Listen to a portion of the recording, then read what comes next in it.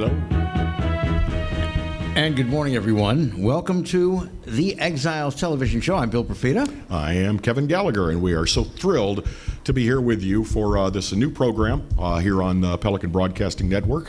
Think of it as talk radio on the television. We're just going to have conversation, talk about, what shall we talk about today, Bill? Well, I think we've got a lot to talk about in the nation. Is there anything going on? In the state. If you want to join us, as time permits, we'd love to have you. 225-831-1029. 225-831-1029. I'll have that memorized soon, so I don't have to look at a card. But we are very, very pleased to have you along with us.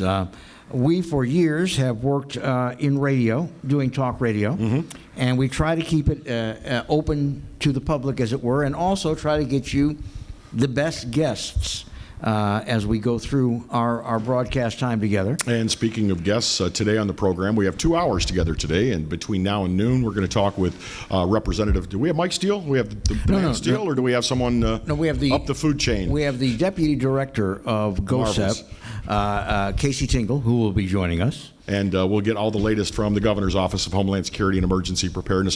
What is asked of you, what is expected of you, and what you can expect from law enforcement, et cetera, during this time of, we call it voluntary quarantine, social distancing? Well, we have social distancing, we have the stay-at-home instruction, we have the no large gathering, we have the non-essential businesses.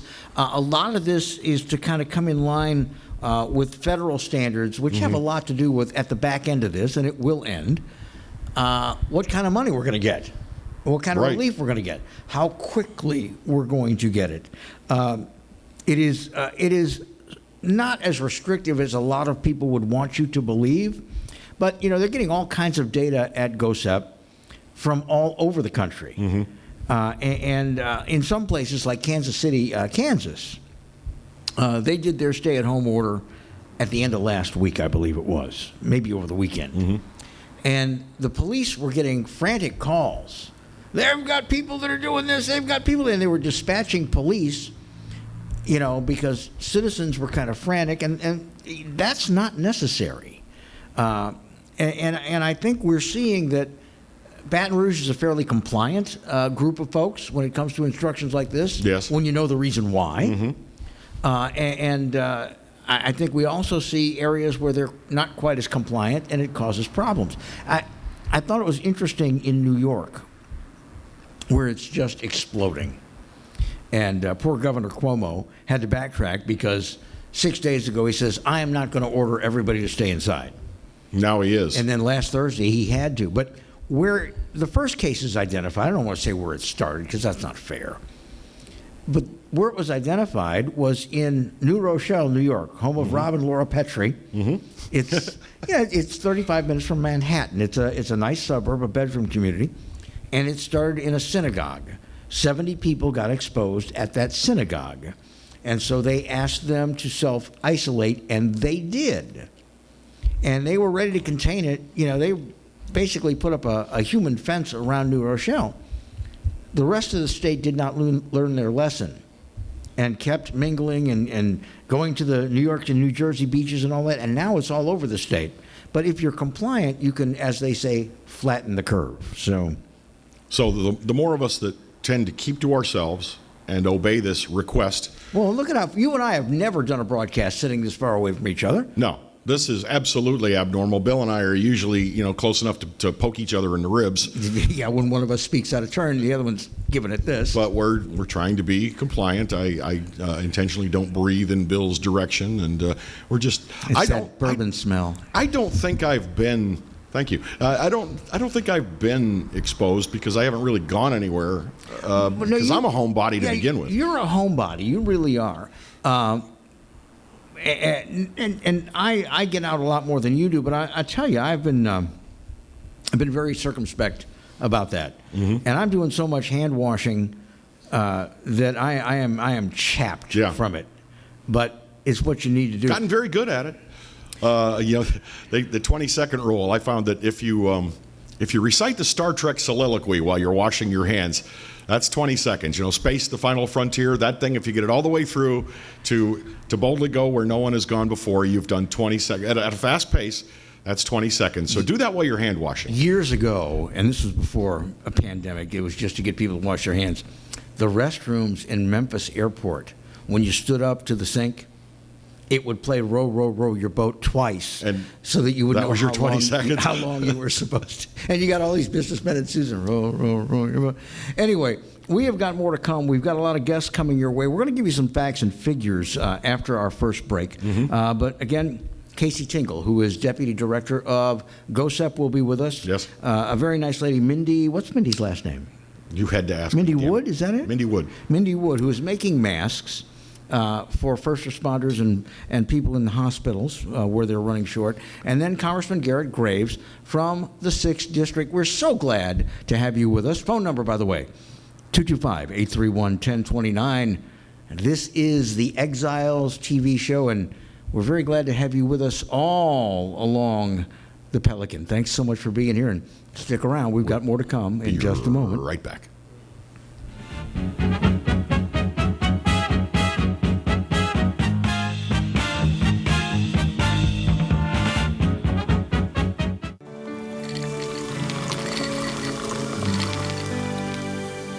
No one can stop me when I taste the feeling. Nothing could ever bring me down. Nothing could ever bring me down.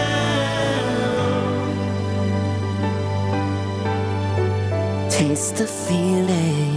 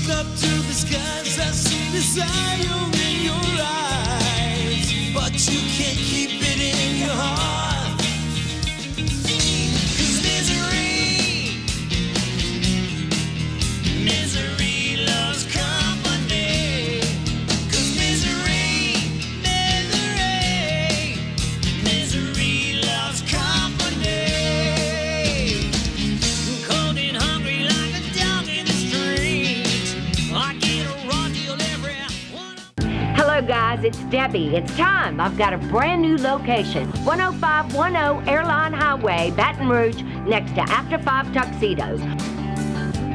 We have the perfect spot to get all your wedding and formal wear needs. Come see our one-of-a-kind name brand and get great prices. With 30 years experience, the best customer service anywhere. It's Debbie's Bridal, Airline Highway, Baton Rouge. See you soon.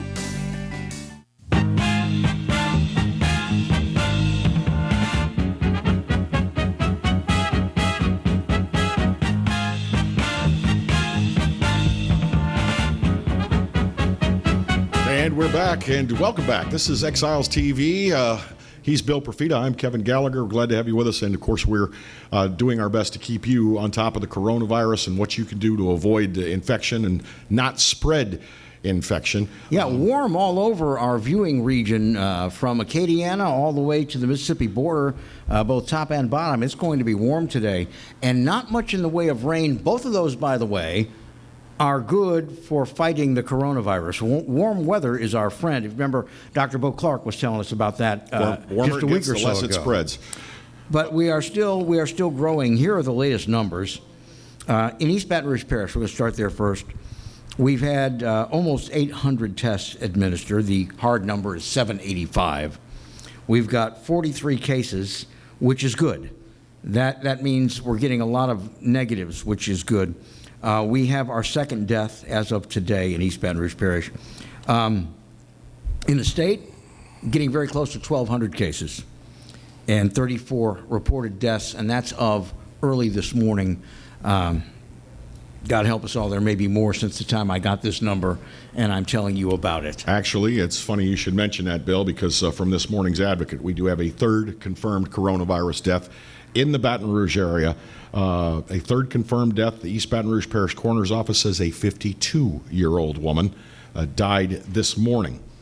Health officials say she was presented to the hospital with flu-like symptoms. She later tested positive for COVID-19, and she passed away, sometime overnight, and has been confirmed a coronavirus death. 52 is a little alarming because we're told that the majority of the people that are passing away from this are elderly and usually have something that compromises their immune system. We don't know anything about this woman's immune system or who she is. Did she have some underlying condition that made her susceptible? So far, nearly every death has had an underlying condition. And I got this statistic from National Institutes of Health. In Italy, where now they've got lots of data because unfortunately they've had lots and lots and lots of cases, and they surpassed China in terms of death rate just a few days ago. And what is interesting is if you look at all the deaths, not all the cases, but if you look at all the deaths in Italy, 99% had an underlying medical condition. If you look at that 99%, a full 45%, or almost half, had 2 or more underlying health conditions. So these people are compromised. So this is a disease that's ravaging the already weakened. Exactly. You look at what's happening, God help them, in Lambeth House in New Orleans. A very, very nice retirement community where you start with kind of assisted living and independent living, and then you actually go into skilled nursing. And somebody got infected there, probably by a visitor or a family member, totally unintentionally, and it has spread rapidly there. And a lot of these people, they're older. I heard one of them that passed away was like 92. Many of them had respiratory problems before they ever got to Lambeth House. But I think what happens, Kevin, is people want to know, well, what is compromised? I can give you a real-world example. I have 2 people that are friends, not the kind of friends I see every day, but they're friends, that are both undergoing treatment for colon cancer. Oh, yes. And part of the treatment after surgery is chemotherapy. If anybody is getting any kind of chemotherapy for cancer, they are compromised because the cancer chemotherapy is immunosuppressive drugs. They are suppressing your immune system. So don't go visit them, even though they're your friends. I've got a very dear friend who just over a week ago had surgery for thyroid cancer. And I've been wanting to go check on her and see how she's doing. She's out of the hospital. She's home. But I can't go visit her because I'm afraid that I might be carrying something. So I need to stay away. As much as I'd like to go give her a hug and show her my support, I can't do that. Well, and again, I think a lot of people that are walking around with diabetes, particularly with all the medications they have now, don't realize they are at greater risk. They are, in fact, at greater risk. It doesn't help to me that this is flu season. We're at the height of flu season, and people could be infected with flu. And if you're infected with flu and then are exposed to coronavirus, it could very well not go well for you. Yeah. So, in other words, we're supposed to be not visiting anyway. Let's keep to that. And if you know somebody, if you care about somebody that's got chronic obstructive pulmonary disease, or had a bone marrow transplant, that kind of thing, make sure they're okay. Stay away from them, even though you're asymptomatic. This thing can hide for a number of days, and I think what our governor has done, and a lot of other governors, saying, "Hey, look, please stay at home, unless you're doing something essential." And if you are, 6 feet. Yep. Notice he and I are 6 feet apart. And let me tell you what, wash your hands like you touched Satan. Wash them 20 seconds, use soap. Don't just run them under water. Wash your hands. By the way, across the USA, confirmed deaths are now approaching 47,000. 46,485 is the total confirmed cases. 567 confirmed deaths across the USA. I'm sorry if I misspoke earlier. No, yeah, you got it. Just over 560 people have died in the USA alone. Now the worldwide cases are numbering somewhere up in the 300,000s. Yeah. So and apparently in China, when they thought that they had, as we say, flattened their curve and put people back to work and all that, they got a spike. So this thing may be coming in waves. If you would like to interact with us, our guests, 225-831-1025. 929. Coming up next, the Deputy Director of GOSEP, the Governor's Office of Homeland Security and Emergency Preparedness. I always get that wrong. I think I got it right this time. Casey Tingle will be joining us when Exiles Television continues right here on the Pelican Network all across the state of Louisiana. Thanks so much for being with us this morning.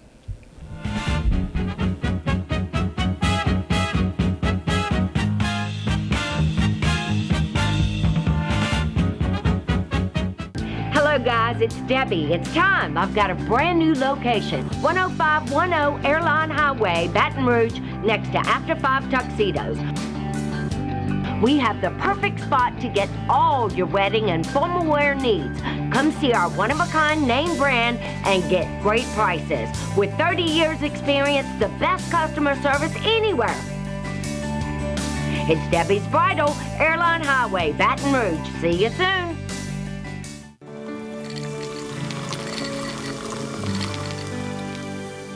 No one can stop me when I taste the feeling. Nothing could ever bring me down.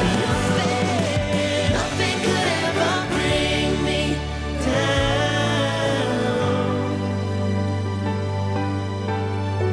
Taste the feeling.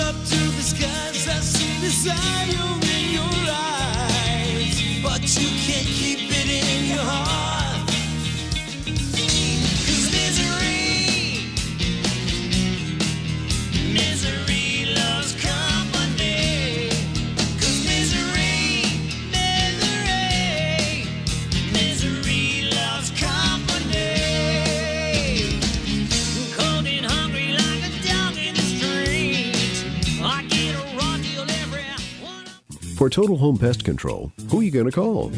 Call the Bug Man, 923-BUGS. For total pest control for your home or business, call the original Salvant. Call the Bug Man today, 923-BUGS. Hello guys, it's Debbie. It's time. I've got a brand new location. 10510 Airline Highway, Baton Rouge, next to After 5 Tuxedos. We have the perfect spot to get all your wedding and formal wear needs. Come see our one-of-a-kind name brand and get great prices. With 30 years experience, the best customer service anywhere. It's Debbie's Bridal, Airline Highway, Baton Rouge. See you soon.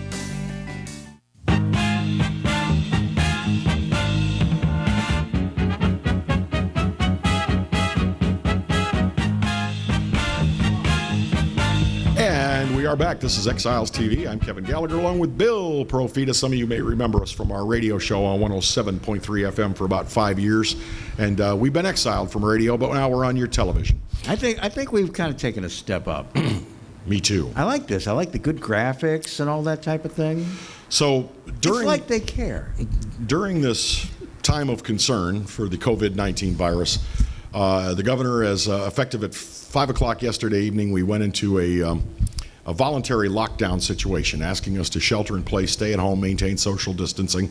And here to talk a little bit more about it and to help us get an understanding of what state government would want from us to help not spread this disease. We've got Casey Tingle, Deputy Director of the Governor's Office of Homeland Security and Emergency Preparedness, or GOSEP. Casey, thanks for being with us. Thank you, guys. This is a very difficult, very stressful situation all over the country, and right down to the smallest unit of government. You've got mayors and town councils and parish health officers that are scrambling, and Governor's Office of Homeland Security, Emergency Preparedness, and there are similar, they may use a different acronym in other cities, but they're trying to help us all with information and giving us instructions that we need to follow to, as they call, flatten the curve. And the first thing is people say, well, Bill, you're talking about flattening the curve. I hear them talking in national news.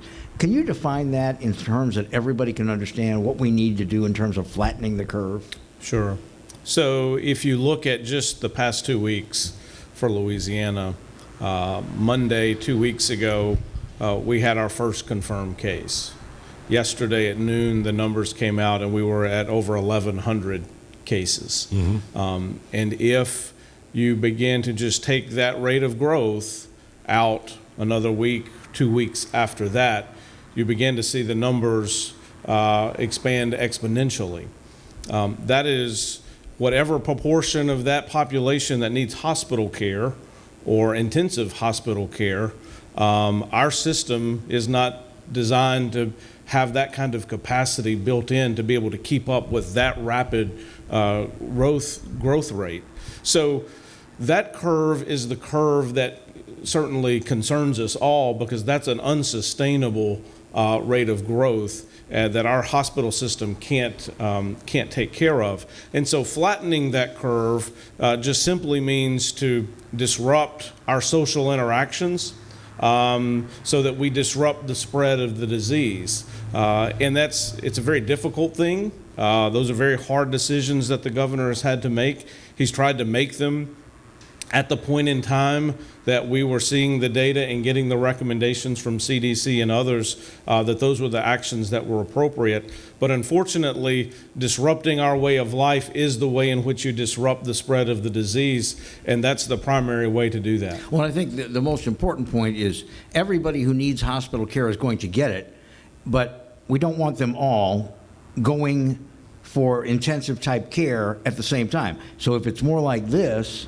the healthcare that we have in place has got the equipment, the supply, the beds to handle it. That's correct. That's correct. We can't take that surge at any one point in time. It needs to be metered out over time. How is this differing from other times that we've had a disease that was going around? Like a couple years ago, it was Zika virus. We had the H1N1 flu. We've had the Ebola virus actually going around. But these kinds of drastic measures have not been taken. Is it the mutability, the contagiousness of this particular virus? I think that's absolutely right. In other instances, there were other measures that you could take to control the spread. It just certainly seems from someone who's not a medical clinician that the rate of spread and the ease at which this virus spreads, and the fact that people can have it and not have symptoms or be asymptomatic and not know that they're spreading it, is what leads to there being such a great rate of spread, and the fact that our testing protocols are a little bit behind. So the numbers that we see now are the numbers where we were several days ago.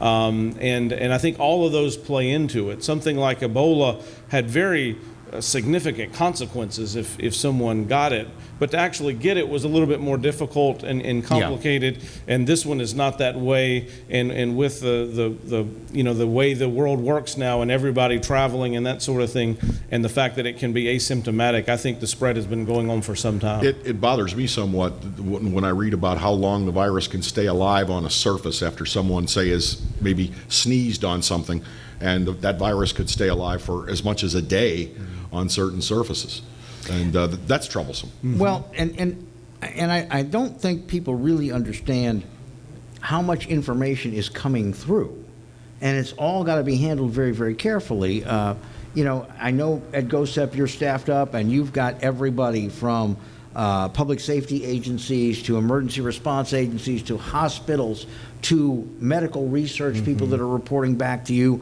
to people that need assistance in terms of monetary assistance and all that. But you can't just throw everything in the hopper and hope that a good result comes out. How does it work for you all at GOSEP? Yeah, so GOSEP's mission really is coordination. We're not first responders. We don't own the assets, but we coordinate with all of those that do. And there are a couple of things in this event which are very unique from the ones that we're typically used to dealing with, which is we've got an economic recovery that's going to have to be a part of this, and that's going to take a great deal of time to work through over time as we get through.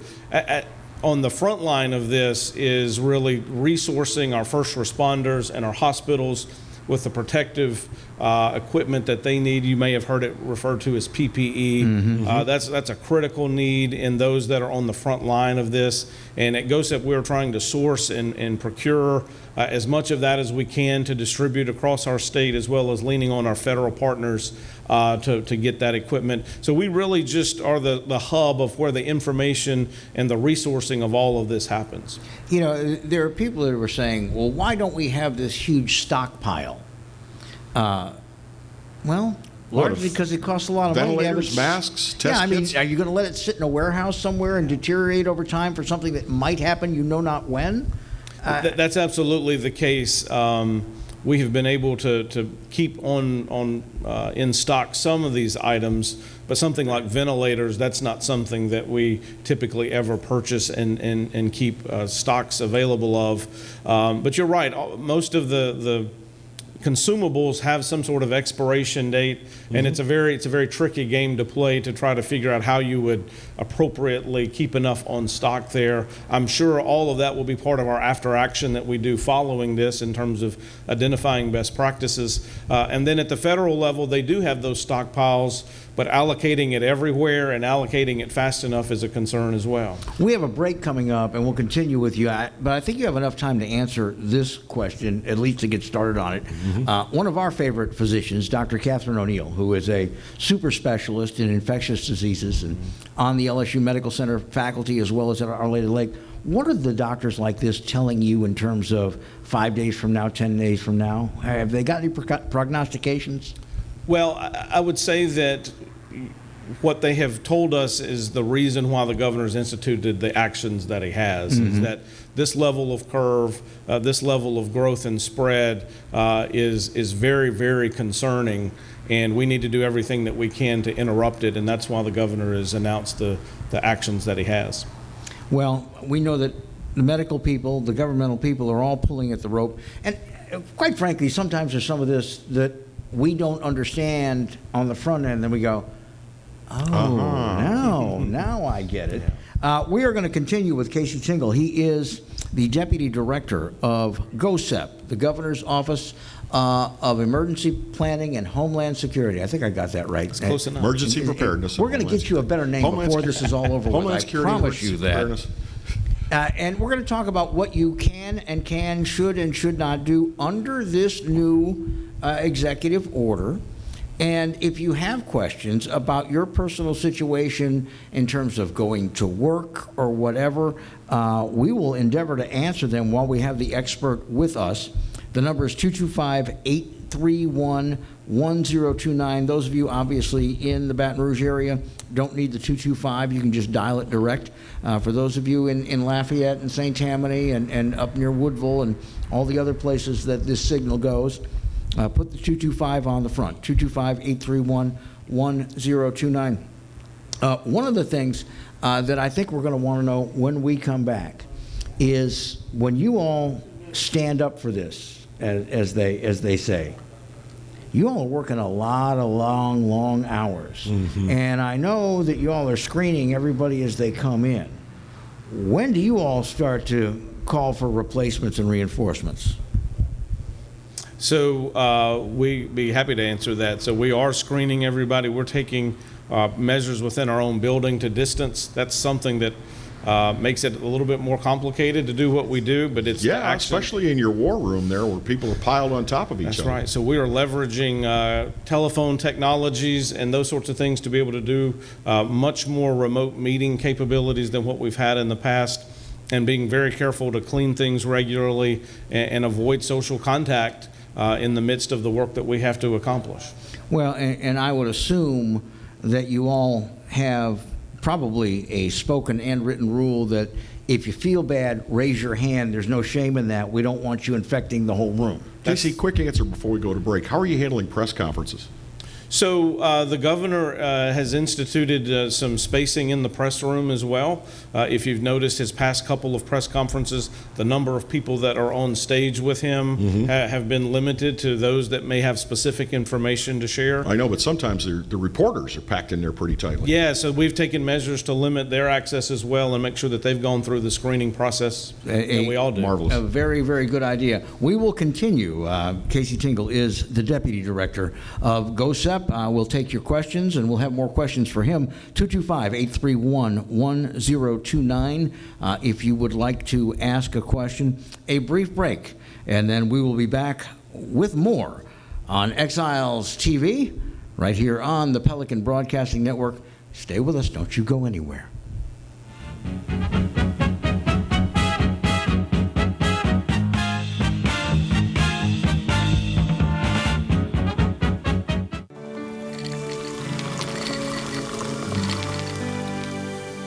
No one can stop me when I taste the feeling.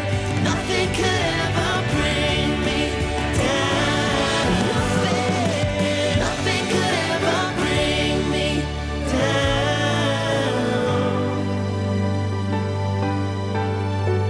Taste the feeling.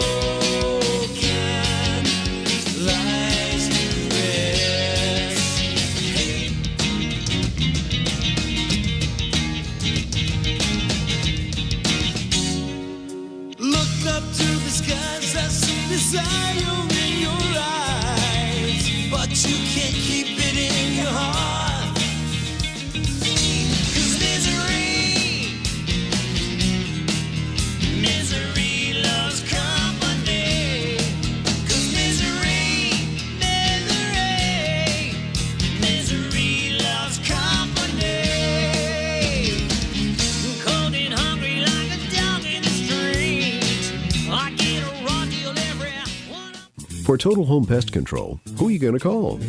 Call the Bug Man, 923-BUGS. For total pest control for your home or business, call the original Salvant. Call the Bug Man today, 923-BUGS. Hello guys, it's Debbie. It's time. I've got a brand new location. 10510 Airline Highway, Baton Rouge, next to After 5 Tuxedos. We have the perfect spot to get all your wedding and formal wear needs. Come see our one-of-a-kind name brand and get great prices. With 30 years experience, the best customer service anywhere. It's Debbie's Bridal, Airline Highway, Baton Rouge. See you soon.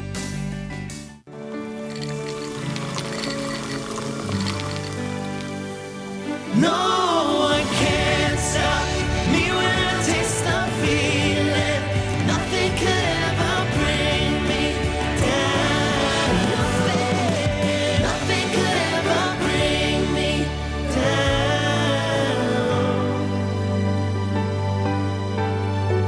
Taste the feeling.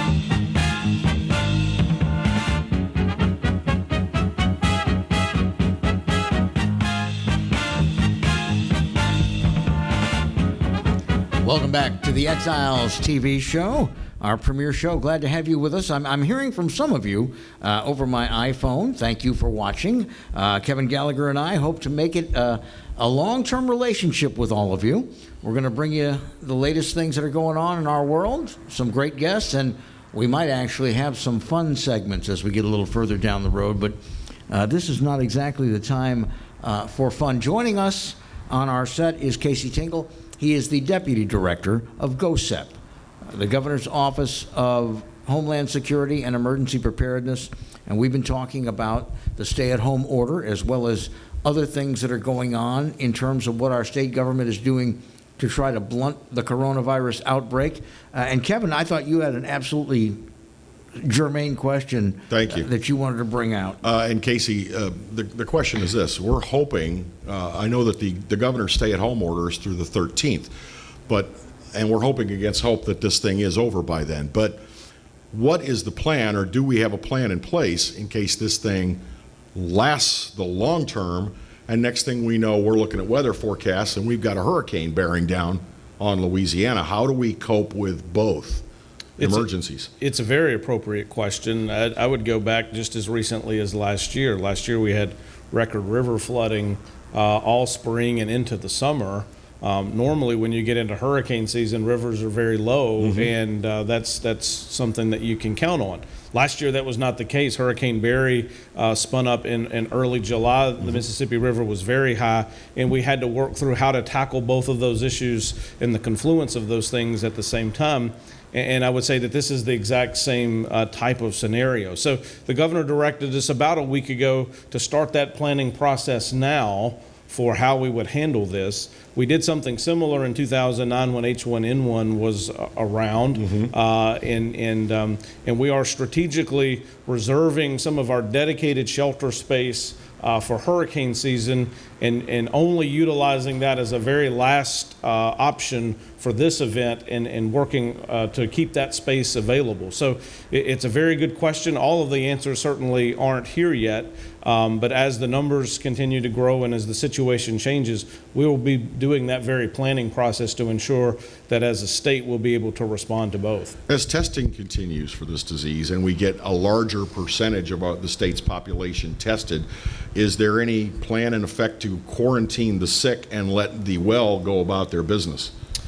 So there are, I don't know that it would break that cleanly, but what we're doing is working with the Hospital Association and others to understand how we could provide additional space that would help them to be able to do what they need to do. Currently, those plans are basically twofold. One is, how do we surge for them some intensive care type space, because that's a very limited commodity, and addressing the equipment needs. And the hospital partners have been very helpful to identify space that they have available that they can just outfit with that equipment, and how we will make that work. So that's really the top of the food chain, as it were, in making sure that they've got the critical space available, and then finding some space that we can do large scale, less intensive type of care to provide help on the back end, so that those that don't absolutely need hospital care have space to be able to relieve that population as well. So we're working both angles. Well, and one of the problems inherent is we don't want to have anything that even remotely looks like setting up camps. Right. To separate people. Yeah, tent cities. This is something that we in America learned the hard way during World War II, and we don't want to do it again. And I remember how horrified people were 4 weeks ago when we saw the Chinese government in hazmat suits forcibly quarantining people. So in terms of separating people so that we can keep people working, keep our economy, make more masks for the hospitals, make more respirators and things like that, I just don't think you're ever going to get beyond the voluntary in this country without a huge backlash. That's true, and we really rely upon our medical professionals to come up with what the level of care and the strategies that they need to execute, and then trying to resource them to be able to execute that. Now then, what can people do and not do under this order? Let's try to make it clear. This is a stay-at-home order.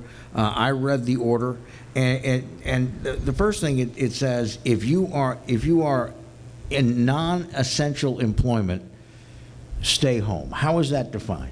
So the order, and I would direct everybody to the governor's website, gov.la.gov, because there's some specific examples there. But it really breaks into two pretty big categories. I think the way to look at it is that if it's something that doesn't have to happen, then don't do it. So that's visiting with friends. That's we talked about you mentioned earlier visitation of hospitals and nursing homes and those kinds of things. There are other ways to do those things, perhaps with a phone call or FaceTime or something Skype, like that. Skype, something like that. But then the order is pretty broad in terms of what things are essential. So certainly health care, gas stations, those kinds of businesses. I noticed that you can take your dog or cat to the veterinarian. That's considered okay. So there are a range of things there. And then the state yesterday announced a hotline so that if businesses have a question as to how they should appropriately follow the order, that they could have that resource. And I'll just give that out. Yeah, please do. It's 225-342-4321. 225-342-4321. And the Louisiana Office of Economic Development is there to help businesses and employers understand how to handle the order and to be able to handle any unique circumstances or nuances that they may come in contact with. Casey Tinkle is Deputy Director of the Governor's Office of Homeland Security. We've only got him for about another 3 minutes before he has to go. If you've got a question for him that we haven't anticipated, call us right now at 831-1029. That's 831-1029, and we'll ask him right here on the air. Casey, this is a fluid situation. We could see a big drop in the curve tomorrow as we get more and more tests in, and I hope that we do.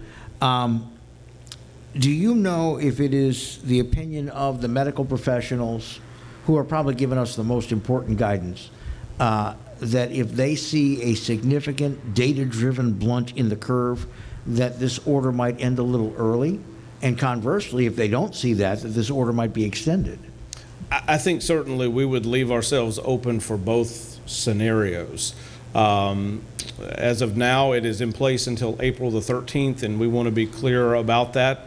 Obviously, we're talking to those experts and getting their information, but we are planning as if it will remain in effect, and we are planning as if the measures that we're planning as if the measures aren't in place, because we can't depend upon that something that happens 7 days from now, wait until then to make the decisions that we need to make. So we're making decisions now based upon worst case scenario in terms of the planning that we're doing. Obviously, if things significantly change one way or the other, I'm sure you'll hear the governor address that. But in terms of GOSEP, we're making the plans that we need to make based upon the anticipated growth. All right, most important question. Where's the toilet paper, man? Yeah, that's a great question. Some of these things certainly have unintended consequences, and when you talk supply chain, that's one that we're not used to dealing with. That is the strangest thing, and that is a purely social phenomenon. We have a lockdown here for a couple of weeks. Let me go out and buy a year's supply of toilet paper and screw everybody else. This disease does not have any symptom that would need you to use extra toilet paper. I'm trying to say this delicately. But that was a purely social media driven thing, which, on a serious note, that shows how easily average people can be compelled to act foolishly in the time of a crisis. And unreasonably, yeah. And unreasonably. Because I don't remember people hoarding toilet paper when there was a hurricane coming. Because no. What do we know? We know the hurricane comes, we might be without power for a week, stores will reopen. But yet, for some reason, everybody's deciding I need 7 months of toilet paper. Well, they're also buying 25 cases of bottled water at a time. Yeah. The water's perfectly fine. The water's great. I think you bring up a good point, that this has been something that misinformation has been out there for some time. No kidding. And avenues like this to put out the good information of we want to appropriately respond to this. We want to take it seriously, but we don't want to panic or be alarmist and that sort of thing. And I appreciate opportunities like this to get that information out. Well, and if we don't say this enough, We appreciate everything that you all are doing. We know you've got the best interests of a great big group that often can't get along with each other in mind, and that makes it a little harder to do. But if you need us to get out any kind of information for you, we're always happy to do that. Thank you. Yep. Casey Tingle is the Deputy Director of GOSEP, the Governor's Office of Emergency Preparedness and Homeland Security. This is where... Close enough. Yeah, I got that backwards, didn't I? All right. We know what you mean. I'm going to buy a vowel in there somewhere. I'm going to get them a new name. I miss OEP. What happened to OEP? Yeah. GOSEP works fine. GOSEP works. Yeah, we just use the acronym. I think we've said enough now that people are working used to it. Casey, to you and your staff and to the governor, we say thank you so much, and thank you for taking the time to come with us. More after a brief break. Stick around.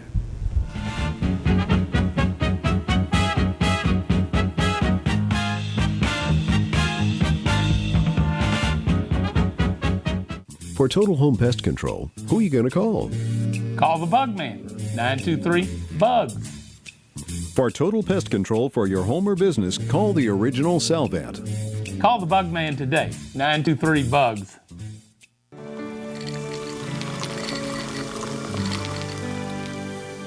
No one can stop me when I taste the feeling.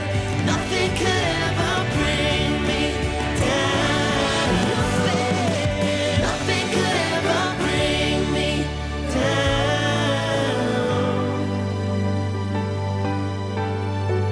Taste the feeling.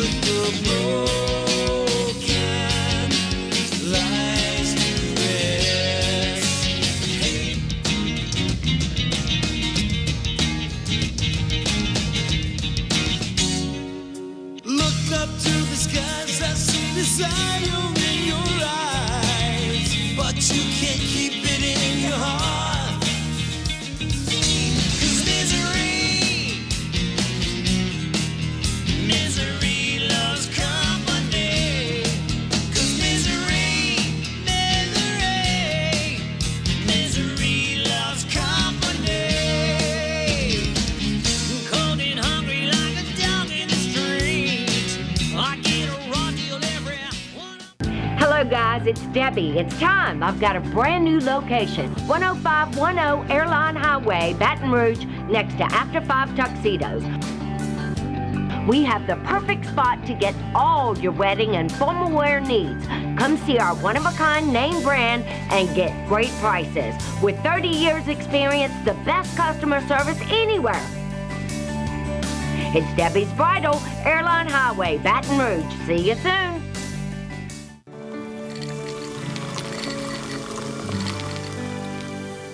No one can stop me when I taste the feeling.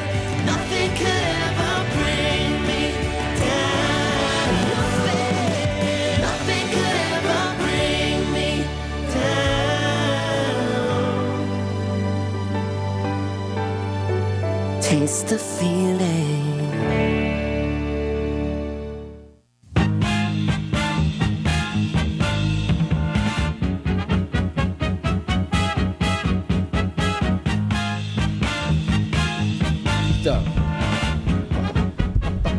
And welcome back to the Exiles TV program. More to come. We have another hour and 11 minutes with you, somewhere around Bill, there.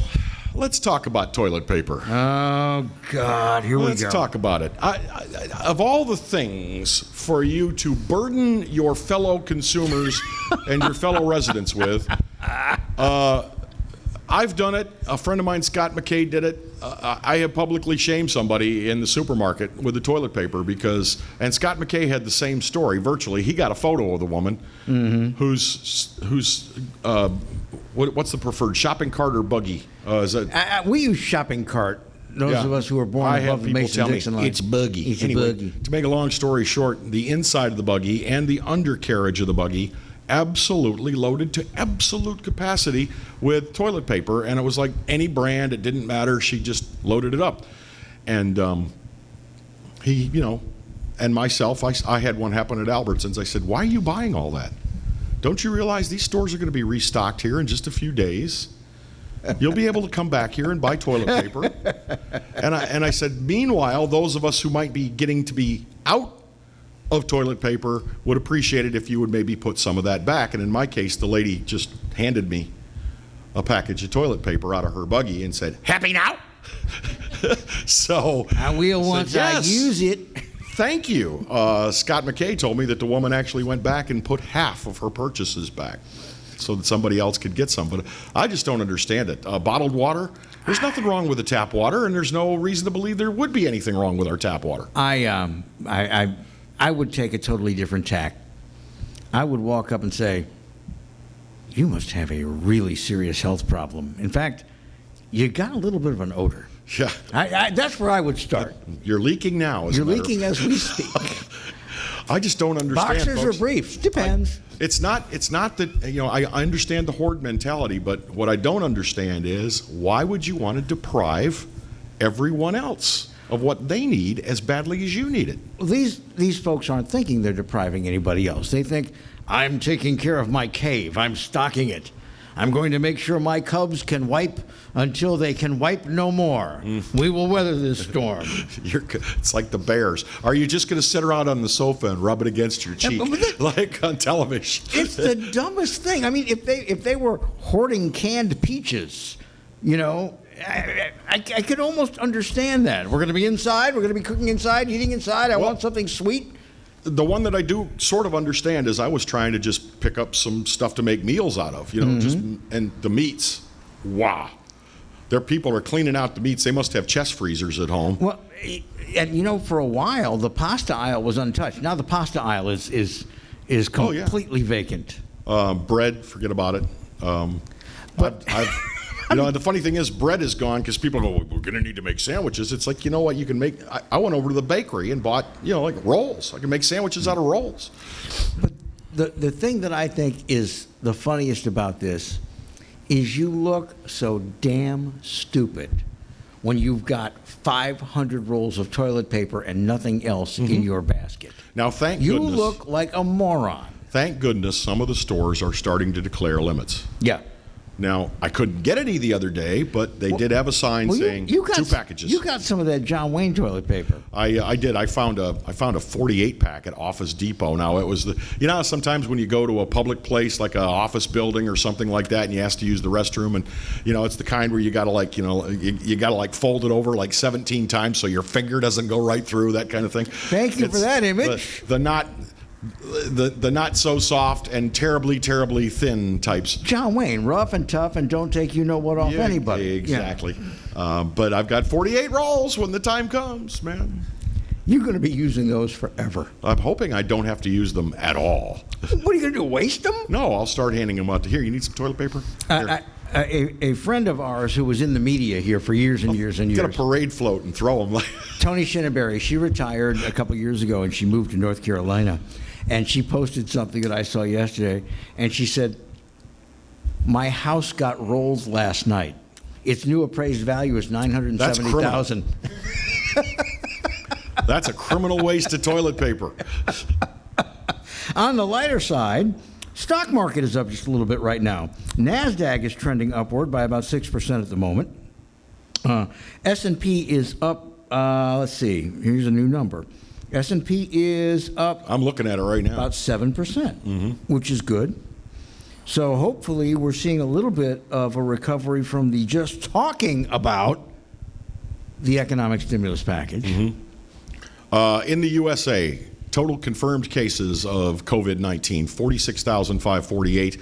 Total deaths in the USA, 593. Now, I'm not trying to make light of this thing, but when you look 593 deaths, 18,000 deaths worldwide, a planet with a population of 8 billion, are the percentages there to merit the steps we're taking with this virus? Well, I mean, is it that deadly, or is it merely as deadly as plenty of other diseases that go around? I think what we're talking about largely, at least from the medical professionals, is you had influenza outbreaks that would kill 500 million. And now that we have influenza vaccines, that number is still high, but it's contained. It's set at that number. They will know on, what's the official beginning of flu season, like October 1st? Something like that. They will know on October 1st, within 0.5%, how many people will die of influenza. I think the problem we have here is this is a pandemic disease, and that doesn't mean anything other than you can get it from multiple sources ubiquitously, all right? And since we don't have a vaccine, we need to contain this as best we can, because if the death toll is 500 something today, it could very easily be 5,000 in Right. June. Now, Bill, I read just yesterday evening that a vaccine has been successfully tested on humans. So that means they do have a vaccine. But how long will it take to manufacture that vaccine in great enough numbers to treat the world? Well, Months and months. and I hope they keep the companies that are manufacturing it, and it will have to be companies. It will have to be a number of companies that will be devoting full time. And I hope they keep those secret, because you want to talk about the toilet paper race down the aisle at Costco is nothing compared to what will happen in many places, and I fear America is one of them, when they say, the Pfizer division on Beaumont Avenue is manufacturing this vaccine. Let's go get it. Yep. Well, I think it's best if nobody knows where the vaccine's being manufactured, keep that a well-guarded secret. Yeah. Keep that a well-guarded secret. And again, I think one of the problems that you get a lot of public distrust and a lot of enmity is, I don't think that they should even talk about it until they've got enough already dispersed to healthcare providers around this country to vaccinate 5,000 people a day indefinitely. It's like with the testing thing. Oh, you're going to get your tests. Well, we ran out of tests in the first hour. That, I understand the Well, look what limitations. happened here. Yeah, exactly. Here in Baton Rouge. That just hacks people off. Less than a day. They were open for, they had a mobile testing facility open. They ran out of tests in less than a day. So it's worrisome. Well, and the thing is, the way they've handled communication on much of this, and I'm not pointing the finger at any one person, but they've handled it very wrong. They have told us in no uncertain terms we should be very, very afraid of this, and then they've said, okay, now we can test you. And after being told we should be very, very afraid of this, we had people that wanted to go for tests, and they're like, well, we were able to test 112 people, that's it. We have a metro population of close to 700,000, and you were able to test 75 people. I don't think they have any idea how much that builds distrust and aggravation in a general population. There are still plenty of people, Bill, who think that this whole thing is not a hoax, but blown way out of proportion as an exercise in population control. Well, I don't know that you can... I'm not that big a conspiracy theorist myself. Because who would benefit? But the thing is, I do think, don't tell me I should be very afraid of this. Don't tell me I should stay away 6 feet from you. And then say, okay, we got testing kits, and you've got enough to take care of 1/1000% of the population. That builds a lot of distrust. That builds a lot of enmity. That is not what you want. It's a lot of people, very concerned, very worried. We're going to try and stay on top of this thing and bring you quality guests to help you get the information you need as this thing carries on. Again, stock market is rallying a little bit. We're going to have the new case count. If they release it a minute or two early, it will happen right before we go off the air. It happens right around noon. We have other guests for you today, including Congressman Garrett Graves, who will be joining us at the bottom of the 11 o'clock hour. And Mindy Wells, is it? I keep forgetting this poor lady's name. I'm sorry. Yeah, me too, and that's why I was We're about to look it up. You just caught me looking it up. But yeah. she is making masks. Mindy Wood. I beg your pardon, Wood. Mindy, I was sorry. close. I had the W right. She is making masks for healthcare providers. I think she just arrived. And she just arrived. She'll be with us right after the top of the hour. Again, questions, concerns, things you'd like to talk about. 225-831-1029. You can also stream live, by the way, anywhere. Just go to KPBN 11 altogether.com, and you'll get all your streaming information right there. They have an app as well that you can download. I guess it's in the App Store. But anyway, we've got more to come on Exiles TV, our first day together. Hopefully, it will not be our last. We are going to take a break, top of the hour. Everybody go wash your hands. And when we come back, we'll have more. Stick around.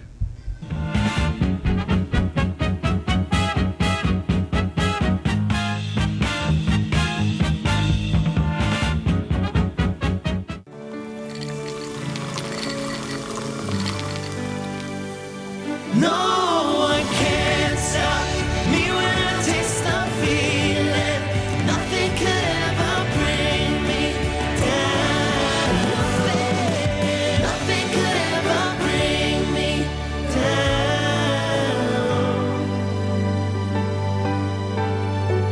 Taste the feeling.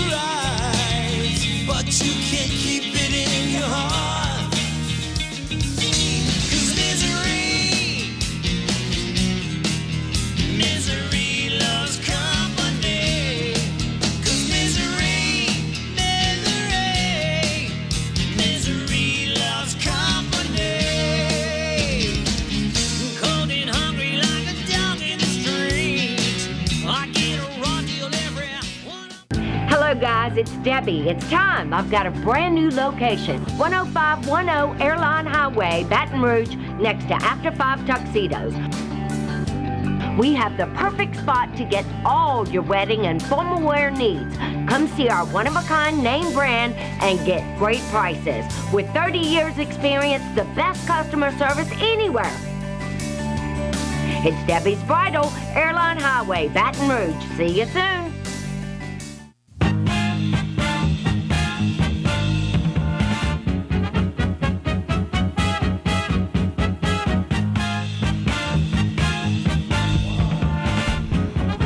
Welcome. Hour 2 now of Exiles TV. This is our first program ever on Pelican Broadcasting, and we thank them very, very much for allowing us the airtime to bring you great information on the COVID-19 virus and what people are doing to cope and to help.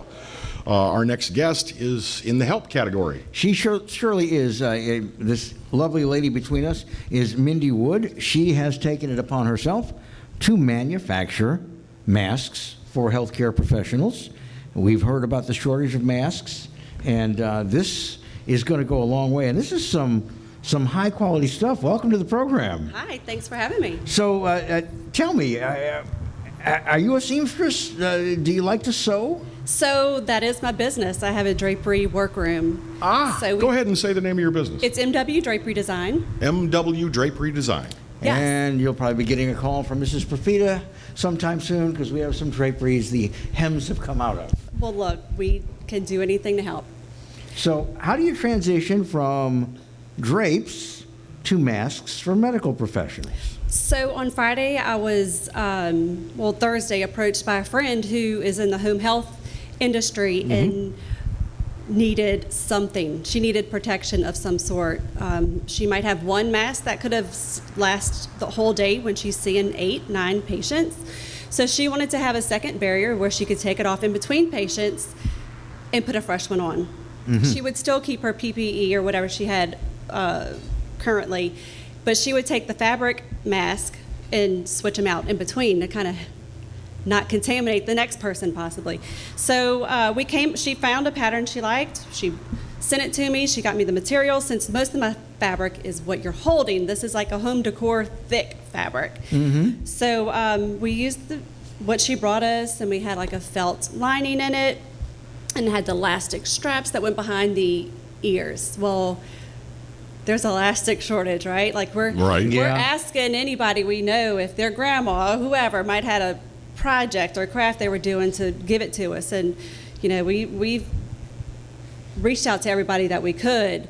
Walmart, Joanne, they're gone. So Started making with the ties, and the ties actually make it a faster project, and I'm able to crank out way more than I was. And it's one size fits all because of the ties. Yeah, so these lengths are 45-inch, from tip to tip, but it makes you at least put a knot or tie for a lady probably, depending on the size. And even it's going to go on top of an N95 mask, which are kind of bulky. I'm Yeah, sure they're you've big. seen them. It's big enough to cover that. So, how many of these can you do a day? When I'm not distracted by, number one, checking on my kids who are at home At schooling. home. Yeah, I was going to wonder how many of those are running around. Right. With this pattern, I'm able to probably get to 50. That's a day? lot. That's a lot. Yeah. Now, as I understand it, there are medical facilities that are saying, yes, we'll take these, thank you very much. Yes. There is a huge need for them. Now, listen, the doctors and surgery and such, we get it. They're not going to use them for them, but they're going to put it on patients who are sick just to help them keep their germs to themselves and help not spread it. Baton Rouge Hospice reached out. They needed 50 Saturday. I was like, okay, I'm going to get them to you Monday, because the weekend we're trying to, supply our own house with groceries, trying to get ready for what's going on this week. So we were able to drop off 50 to hospice. We have home health agencies, nurses. I have people contact me from California to North Carolina, everywhere in the state, wanting something. They need something. This reminds me of times past where there were people like you that had a skill that could sew, and they would make soft toys and teddy bears for children that had been abused. And then the ladies that made the quilts during the HIV/AIDS crisis. Oh, absolutely. And the people who now make the kind of Snuggies for people in hospice care, because sometimes they need to stay warm from head to toe. This is a wonderful thing, but all of these folks had help. You're still flying solo. So I am not flying solo. I have some good friends who have stepped up. Even if they cannot sew, they are cutting out the materials. They are bagging the materials up. They are having children deliver or put them out the front door for somebody, a volunteer who will sew, to come pick it up. So we have branched out. We have at least 5 people working within my little circle, so we can gather them up at the end of the day and get them out. We don't have stock. Like these I made yesterday, today, just to show they're you. out the door today if we don't They're contaminate gone. them too They're much. gone already. They're spoken Mindy, for. we're going to continue with you after a brief break if you've got time. Sure. Mindy Wood is making these masks for medical professionals to wear over their N95s or to put on patients, and it appears to be a thriving concern, not financially, but in terms of demand. We will continue with more on the Exiles television show. If you've got a question, 225-831-1029. We're coming back to you in just a couple of minutes, so please stick around. Stay with us. Okay, so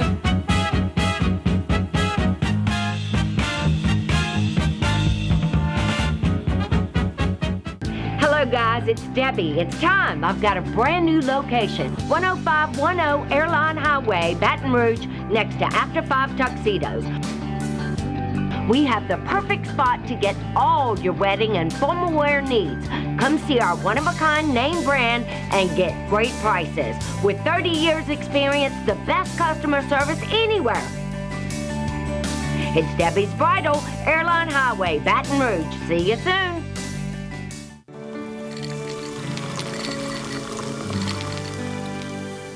No one can stop me when I taste the feeling. Nothing could ever bring me down. Nothing could ever bring me down.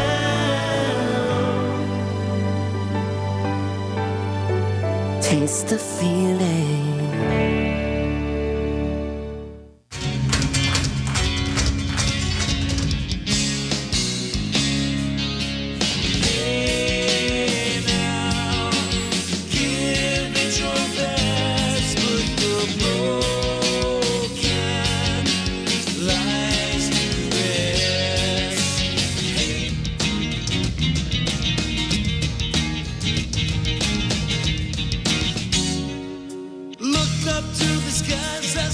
desire in your eyes, but you can't keep it in your heart.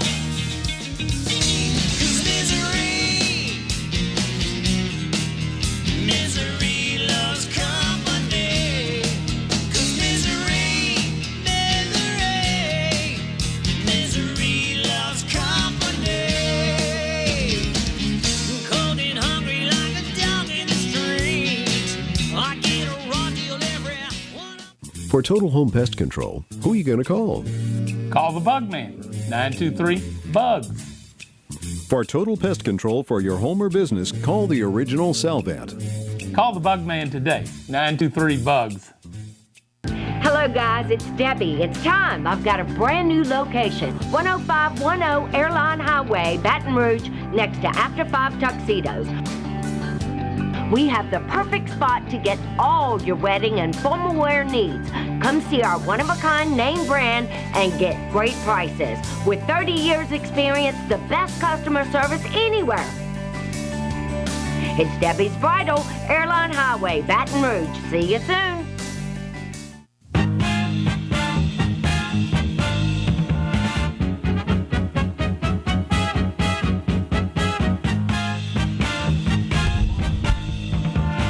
And we are back. This is Exiles TV, brand new here on Pelican Broadcasting Network, kpbn11.com. If you're looking for us on the web, you can also stream the program on the web. And we thank Pelican Broadcasting for having us on. Today, of course, and for the foreseeable future, I think topic number one is going to be coronavirus. If you missed our first segment here, this is Mindy Wood. She is one of the people that's trying to be proactive and help out by making masks. These masks are completely suitable for someone who doesn't want to risk spreading the virus if they think they may have it, or doesn't want to risk getting the virus. I mean, they're not surgical quality, but they get the job done, Mindy. Well, but again, for a healthcare provider that's got an N95 that is still in good shape, and they are actually seeing patients, they can put this over their M95 and then take it off and put another one on for the next patient. And these are machine washable, right? Absolutely. Sterilize them at home. Sterilize them at home, go back into use.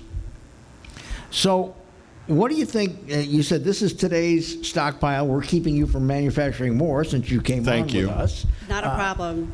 What do you think the next several days are going to hold for you? You say that people are donating fabric, people are donating money, and you told us during the break you're not hanging on any of that money. You're putting it back to use in the community, right? Absolutely. These masks are free. If you need them, please contact us so you could get on our list and we can distribute them to you. We can obviously cut out way more fabric patterns faster than we can sew them. So if you like to sew, if you can sew, great, we'll send a packet out to you.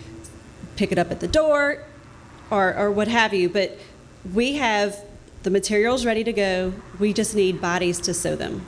Let me ask you this. How skilled does somebody need to be with a sewing machine to be able to follow the pattern and do it? Do they need to be pretty skilled? So I have a Sew What Youth Academy where I teach students, and it's been a while since I've had that. 7-year-olds can make this. Really? Yes, it's super easy. Kids are out of school. The thing I'd like to point out, and if we can get a tight shot at all on this, is the bottom portion of the mask has got an open portion where one can get in and insert more protection. So it's not just the fabric. If you wish, you could put something else in there to help protect. You could put tissue or a wipe or coffee filters, as coffee she pointed out. filters. Those are very small Anything would micron help. filters. There we go. There's that shot. Yeah. See, and you can just add added protection inside the mask, and then you'll know that you're not helping spread the virus, or if you think you've got the virus, or if you're afraid of getting the virus, there you go. Just anything's going to help in this case. Now, you've said some fairly big players in healthcare have already spoken to you about this. Yes. Have you had to turn anybody down yet because the No, I'm need not is turning too one big? person down. It is on our list. Even if people in our neighborhood, let's say, are sewing, I've reached out to them and said, hey, we know people who need them. If you are just going to send them to the hospital, that's great, but we have specific people who need them as well. Do you want to put out a contact point here Sure. You have a website, phone number? How do you want people to contact you? So if you could jump on Facebook at MW Drapery Design, All right. That's easy. you can find all my information there. My phone number is 225-936-6968. Leave me a message, send me a text, call me. I'll put you on the list. We're not saying no. It's just taking time to catch up because as soon as they're made, they're going out. What about somebody that says, you know what, I'd like to help? Same thing, have them call you or Yes, hit you call on us. Facebook? Even if you're in West Baton Rouge, call us. So that's the sort of thing I could see in an army of young people and some people not so young. A lot of people like to sew. Well, and you know what? I think now, while it's still fulminating, a lot of people feel energized and they've got cabin fever and they say, I want to do something. Mm-hmm. This would be perfect. So we've run into a few things where people are like, my machine is not working. Bring them to me. They probably just need oil.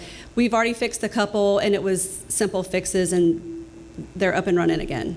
That is absolutely fabulous. All right, give the Facebook location again. Okay, it's MW Drapery Design on Facebook. MW Drapery Design, and I don't see the need for this stemming itself anytime soon, folks. So if you would like to help, and what about if somebody's got some really good cotton fabric, if they want to donate it, if they've got Same thing. Call us, message us. We'll pick it up. We'll cut it out. If you want to cut it out, fantastic. We'll tell you how we want it cut. That is terrific. Now, I've got a Take it text easy. here from a friend of mine who says, isn't there a statewide law that says you cannot wear a mask unless it's Halloween or Mardi Gras? Oh, dear God. I'm pretty sure that law is going to be waived. I'm pretty sure. I'm pretty sure that law does not mean a medically necessary protective mask. It means like your They're talking your about clown mask. Exactly. You know, that werewolf mask you love so Yeah, much. let's not even get into that and confuse the issue here. But again, and a lot of healthcare providers, they will still be using their N95 masks. They will just use it under one of these, and if they're seeing patients, they will take this over mask off before they go to the next patient and put on another one, and then they can sterilize this in their washing machine at home. What a great idea. Listen, there's no judgment zone at our place. Marvelous. We're not looking at your stitches. We want them to make sure they stay together, but we're not judging, obviously. So All right, well, Amy, help how you can. we do appreciate what you're doing and appreciate your taking time away from this. I don't see any needle holes in your fingers, so you must be pretty good at this. Today I am. I'm good so far. Mindy Wood, thank you so much for stepping Yes. up and being proactive at trying to help out in this thing. And thank you for being Yeah, our guest thank today. you. We appreciate it. We've got more to come on the Exiles television broadcast. By the way, if you've got, I'm still holding the card because I don't have it committed to memory, We're folks. what you call on book. Yeah, 225-831-1029 if you've got a question. Congressman Garrett Graves joins us in about 15 minutes. We'll be back in just a moment. Stay there. By the way,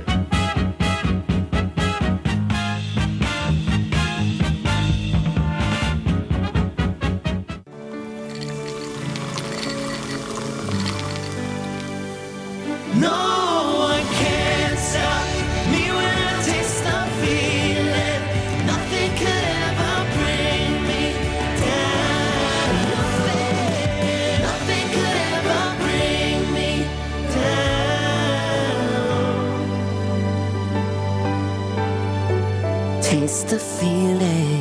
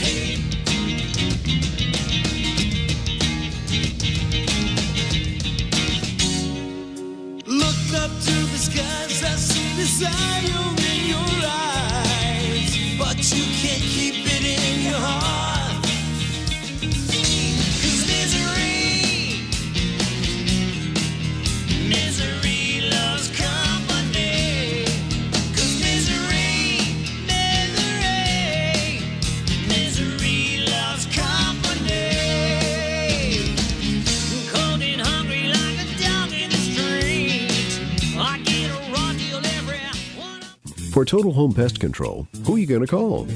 Call the Bug Man, 923-BUGS. For total pest control for your home or business, call the original Salvat.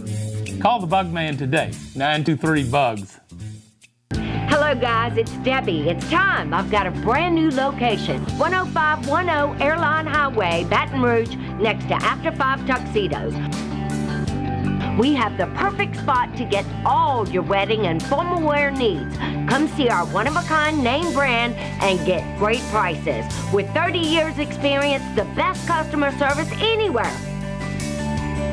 It's Debbie's Bridal, Airline Highway, Baton Rouge. See you soon.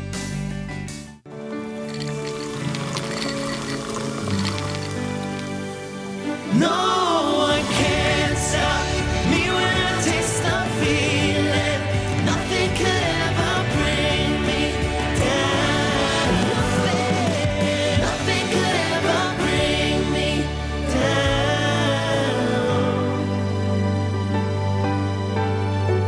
Taste the feeling.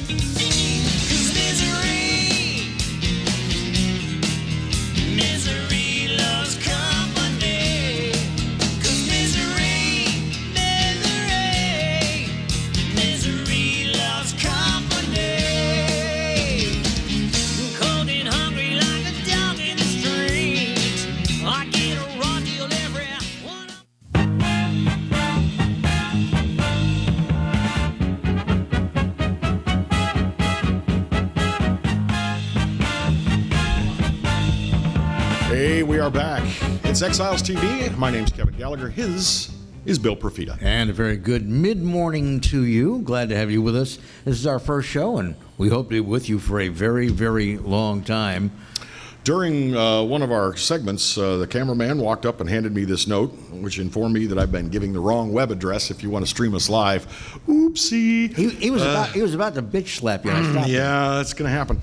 So if you don't have a cable option, which we're on just about all the cable systems across, a third, a half of the state. Yeah, about 40% of the state, and we're also on ATT Uverse. Channel 11 on ATT Uverse. Allen Cable and more, but go to PelicanSportsTV.com. PelicanSportsTV.com, and you'll see instructions on how you can stream it live over the internet. There's also an app that I just downloaded during the commercial break. Just go to your app store, whether it's Google Play or whether you use the iPhone app store, and search Pelican Broadcasting. And if you search Pelican Broadcasting, the app comes right up. Easy to use. You can stream it on your smartphone or your device anytime. All right. In other news, people are starting to step up now. This is an interesting news. Blue Cross Blue Shield Foundation of Louisiana. Okay, you know, each Blue Cross Blue Shield organization is basically like a franchisee of Blue Cross nationally. The one here in Louisiana is very large. Their foundation has committed $2.1 million to coronavirus response in the state of Louisiana. They are going to give out this money as a grant to nonprofits who meet the needs of Louisianians impacted by this outbreak. Immediate needs: food, clothing, shelter, paying utility bills, and then more long-term needs such as care navigation, economic recovery, etc. So very generous of the Blue Cross Blue Shield of Louisiana Foundation. Checking out some of the local headlines to give you an idea how we're faring in the capital region of Louisiana. We've got a third confirmed death in Baton Rouge, a 52-year-old woman who was confirmed to have the coronavirus, and she has passed away. A second coronavirus cluster has been found at a Donaldsonville nursing home. And as deaths continue to mount in New Orleans, down at Lambeth House, with a lot of people in New Orleans, a lot of people have asked me, of course, when you're in the media sometimes, Bill, you know how this is. People think you're in the media, so you know everything. And of course, in your case, you do. I do, yeah, it's true. It's very true. People have asked me, so why are so many more people sick in New Orleans than in Baton Rouge, when Baton Rouge has a greater population? Well, what we didn't have recently was a huge Mardi Gras. Didn't have a huge street party. Right. I mean, tens of thousands of people from not only, hundreds of thousands of people from not only Louisiana, but from all over the country gathering in the streets and certainly not maintaining 6-foot distance. And when this voluntary request to maintain social distancing came across, I mean no offense to the city of New Orleans or its people, but they were non-compliant largely. Yeah. So if you wonder why New Orleans has so many more cases of this virus, there's your answer right there. Well, and again, you also have a lot of vertical living in New Orleans, and a lot of close proximity horizontal living. You do? They have more housing projects than we do that are also larger housing projects. They have more apartment living in multi-story buildings, and a lot of these, by the way, are buildings for older people who get the virus from their younger kids and grandkids and nieces and godchildren who come to visit them, and you know, hug and kiss Grammy and Grampy, and next thing you know, you've got a virus that has spread. Now, this is interesting. According to an article that I'm reading in The Advocate, it's saying that the number of confirmed coronavirus cases in Louisiana has grown faster in the first 14 days than anywhere else in the world. That is correct. But why do you suppose that is? Well, the reason the confirmed cases have grown is because we just started the testing. And you got to wait 5 days to get the positive results And back. shouldn't we expect a huge surge in cases as the testing goes on? It's not a surge in cases. It's a surge in confirmation of the cases. All right. The cases have been there. Phone call. All right. Let's talk to Debbie, who's on line 1. Hi, Debbie. You're live with the Exiles. Hi, Debbie. Hey, how you guys doing? Quite well, thank you. What's on your mind? I am so grateful that you guys the show. I think it's informative and going to be great for small businesses and people in general around the world. Well, thank you. We hope so. So where are you calling from? I am calling from Baton Rouge. Okay. Let me ask you this, Debbie, if you don't mind. What are you doing in your household or your job to comply or try to comply? I kind of have a connection to the show. I guess it's kind of not weird, but something that I'm appreciative of my husband, Alan Traylor, who is the owner of Pelican Sports. And we have a couple of businesses. I have Debbie's Bridal. And so I think this is a great way for small businesses to call in, get with you guys, and get the information out there. And I had a great idea for today for small businesses. If you can't get in to see your hair person or your nail person, massage, those are just a few things that are coming off the top of my head. What you can do is support them now by buying gift certificates, because you will need these things to be done very soon, because soon we'll be through this bad thing we're going through right now. Yeah, Right. my co-host has already told me I need a haircut. He does. He needs a haircut badly. And I Well, I understand. cut hair too, so. The groomers at the veterinarian are still working, so I may take him there. By I am the not end of the going to week. your vet, Bill. I might take him there, Debbie. But we appreciate your viewing us, and we appreciate your call. And you know, Alan, your husband, has been very gracious to us. But he is in the truck outside, and during this next break, which is coming up, we can go lock him in for a while if you want a little more quarantine time. Yes, sir. On the way. Debbie, thank you so much. Thank you for calling. We appreciate you. Good luck to you guys, and I've been promoting it, and hopefully other small businesses will call in and give some recommendations. But buy gift certificates, people.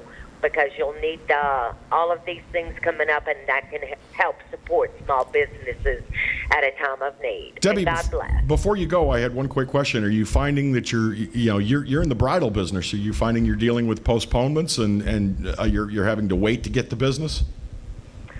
Yes, we're dealing with a lot of that. So people are postponing, and that's great in a way because we need to go ahead and self-quarantine and wait. We can have these big events coming up after all of this passes, and I'll be having some great sales and stuff as soon as we can get back to the customers. And if they're in need of a dress, their dress hasn't come in, or they need anything, they can absolutely call Debbie's Bridal at 225-256-6242, leave a message, and I will try to help them out in any way I can. And we should tell people they can also watch the beautiful commercials, which we've seen run here on Pelican. We were wondering, said, those are beautiful commercials. Yeah. Now we know. Well, thank you very much. Debbie, we I do appreciate got to ring off because we've got a break coming, but thank you so much for being with us. Yeah. Thank you. God Appreciate bless you. God. God bless you, Debbie. Take care. That was fun. Very sweet. Very, very nice. Glad to know that she's looking out for other businesses, not just her own.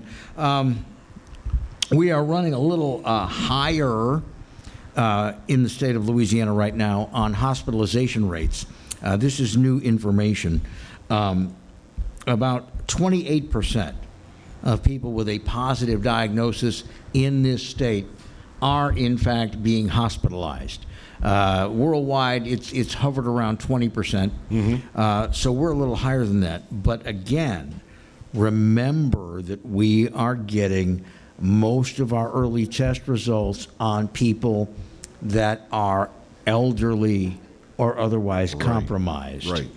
I have a feeling that we're going to get, I hope, that we're going to get down below 20% hospitalization rate because, again, now you're starting, if these folks end up needing critical care, even though we've got a fairly good number of critical care beds in this city, you want to have some that are still available for people that are coming out of surgery and need critical care. Yeah, absolutely. People that have traumatic accidents and need critical care. When we talked last hour with Casey Tingle from GOSEP, that was a concern, that our ability to bed people as they get sick for this thing is a concern as we go forward. So we've got more coming your way, including Congressman Garrett Graves will be joining us after the break. By the way, in Baton Rouge, for those of you who are interested, I don't have the Lafayette statistics and I don't have St. Tammany, but there are currently coronavirus patients that are under hospital care at Our Lady of the Lake, Baton Rouge General, and Oxnard. I would assume that if someone ends up diagnosed at Women's Hospital, that patient will be transported to one of the other three. But anyway, so all of our general hospitals now have inpatients that have been diagnosed positively with COVID-19. I know we got people watching us in Lafayette and on the North Shore. I'm going to try to get some information on that, and we'll have the latest numbers right before we go off the air, hopefully. If they're on time, we'll have those numbers for you right before we go off the air. We've got a brief break coming up. If you'd like to talk with Congressman Garrett Graves, 225-831-1029. And if you want to stream because you have to leave your television set, Kevin, give them the streaming again real quick. You can download the app from the Apple App Store or the Google Play Store. Look for a search for Pelican Broadcasting app. And you can also go to PelicanSportsTV.com and stream it from the website, PelicanSportsTV.com. More coming in just a moment on the Exiles television program. Stay with us.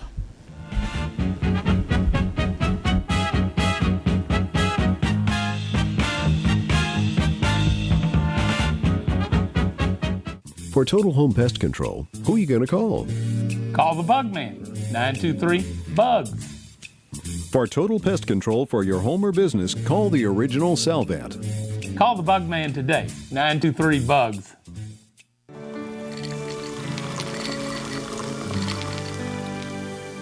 No one can stop me when I taste the feeling. Nothing could ever bring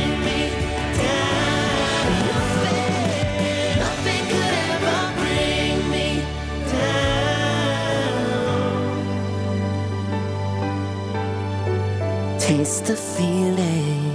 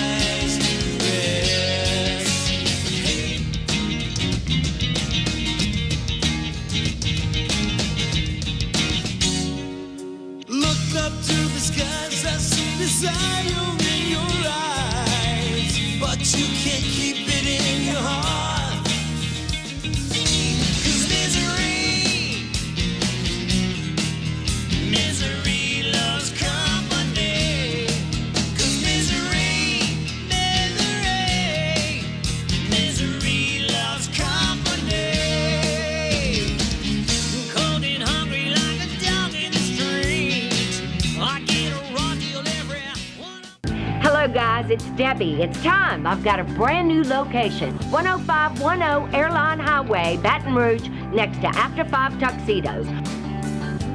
We have the perfect spot to get all your wedding and formal wear needs. Come see our one-of-a-kind name brand and get great prices. With 30 years experience, the best customer service anywhere. It's Debbie's Bridal, Airline Highway, Baton Rouge. See you soon.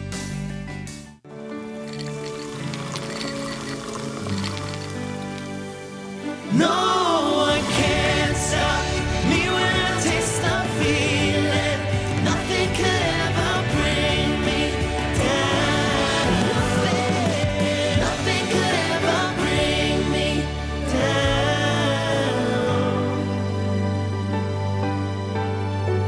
Taste the feeling.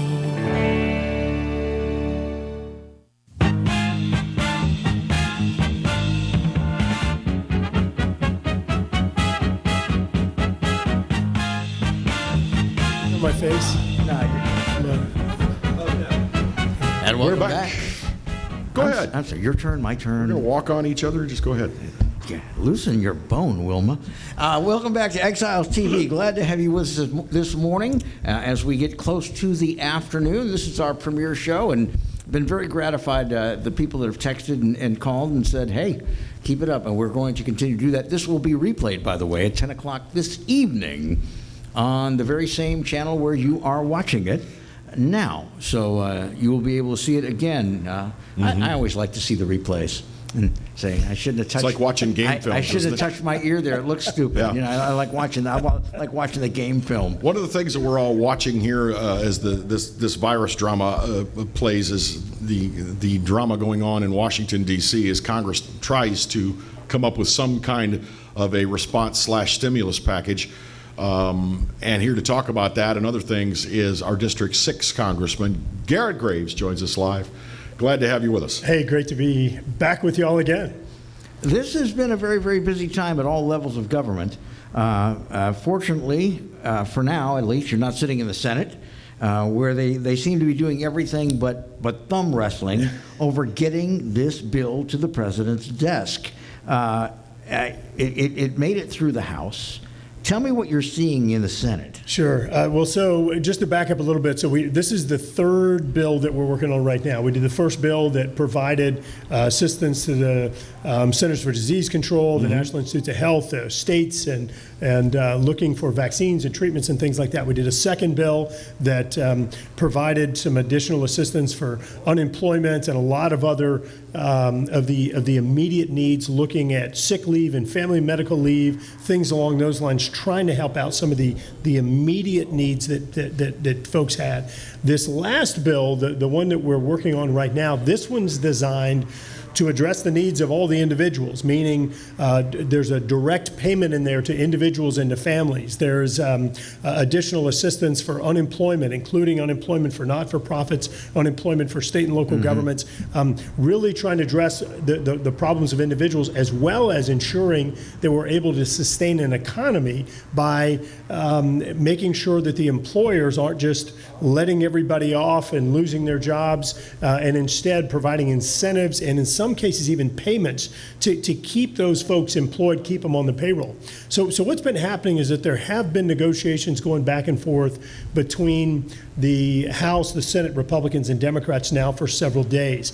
Just yesterday, Speaker Pelosi introduced about a 1,200-page bill. The last version I saw was 1,200 pages. Somebody told me it bounced to 1,400 pages. But, oh my God. But look, let's be honest. Got to read it pages. Got to pass it before you find out what's in it. That's right. More pages than the three of us have read in a single book combined, right? So so that negotiation all of a sudden just got a big monkey wrench thrown in it.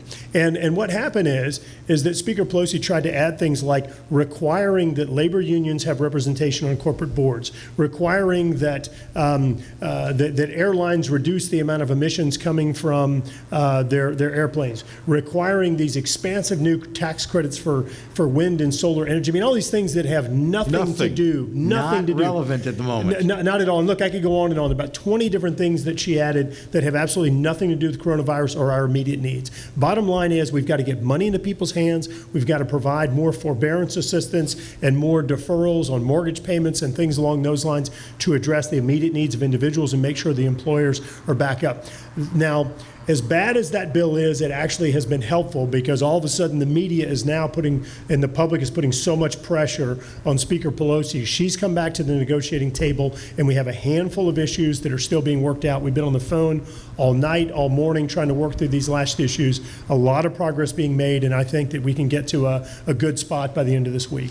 Is there any possibility that going forward that there could be a rule in the House and Senate that when we're talking about a relief bill or a disaster response bill, that nothing that's non-germane is allowed to be tacked on to the bill? Yeah, you're dreaming. It's a great point, and so Kevin, it's such a great idea that there's a rule that already exists. The problem is that the rule is routinely waived, and so in this case, that's exactly what they're trying to do. Now, I know that you're in the district, and you're not just relaxing.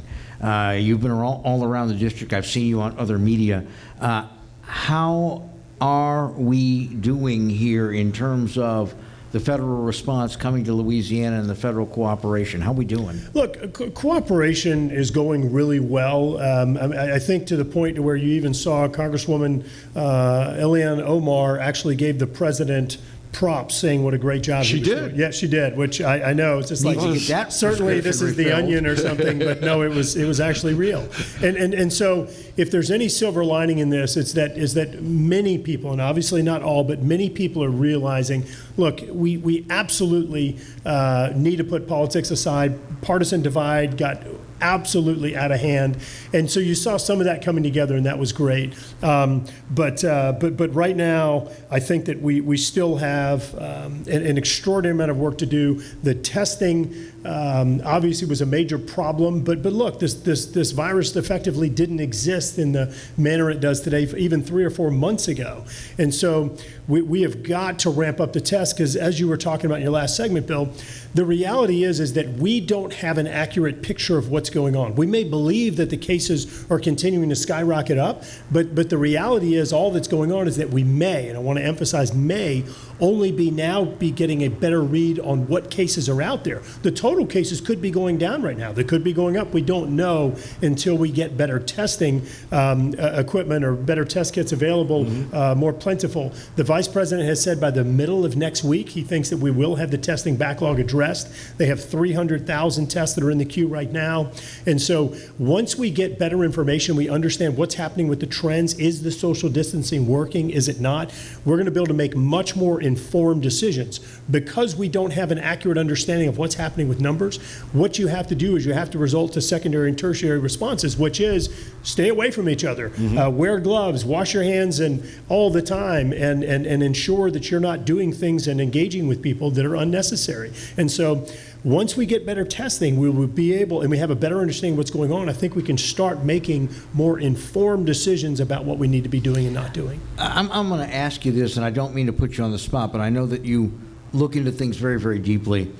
And do you have faith in NIH, CDC, Dr. Fauci, all of these folks that are providing so much information that you all have to digest and that we have to digest? I think that these are some of the top experts in the world. I do. I think, and I've been on phone calls with them. I've been in meetings with them. They're very impressive folks. But I think that, you take a step back and you look around, you say, okay, look at what happened in Japan, where they did a better job flattening the curve. Look at what happened in South Korea.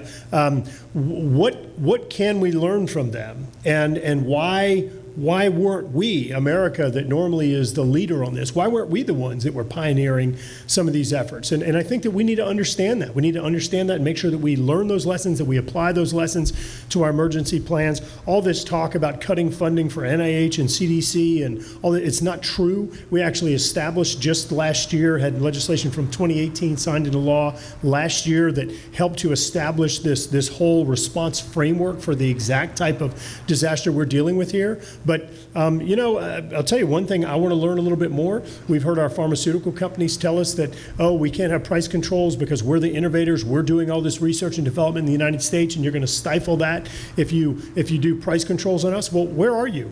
How come we weren't the ones that were developing these tests overnight, and we weren't the ones developing the treatments and the vaccines in very short order? I think there's some really important questions that need to be asked once the dust settles a little bit on some of those things. But Bill, to answer your question, I'm not going to give us an A+ here. I'm not. I think that things are going fairly well. I think that there absolutely were some mistakes that were made, in some cases at the federal level, in some cases at local level. But the thing that we all have to keep in mind, this virus effectively didn't even exist months ago, and so you can't expect everything to pop up overnight. Well, that's why they call it a novel virus. We were talking with 6th District Congressman Garrett Graves. If you've got a question, we're going to have a little bit of time.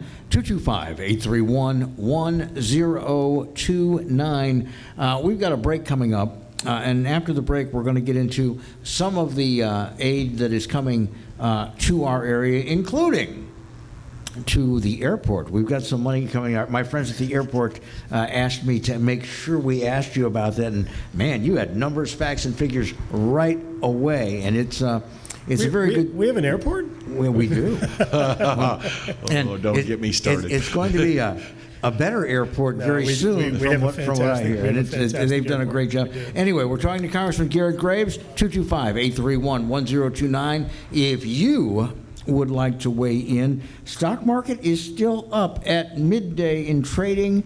9.35%. Looking at the ticker right now. Yeah, a very, very, very good sign for those of you with your 401ks and your IRAs and things like that.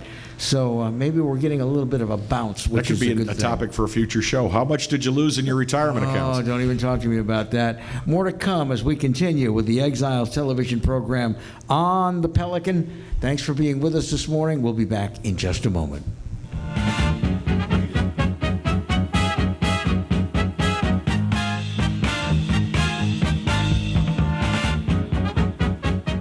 For Total Home Pest Control, who are you going to call? Call the Bug Man, 923-BUGS. For total pest control for your home or business, call the original Salvat. Call the Bug Man today, 923-BUGS.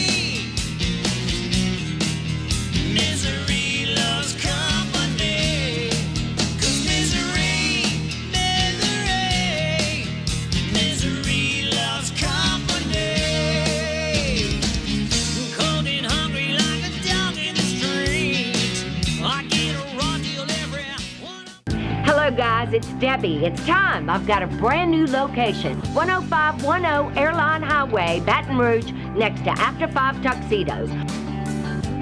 We have the perfect spot to get all your wedding and formal wear needs. Come see our one-of-a-kind name brand and get great prices. With 30 years experience, the best customer service anywhere. It's Debbie's Bridal, Airline Highway, Baton Rouge. See you soon.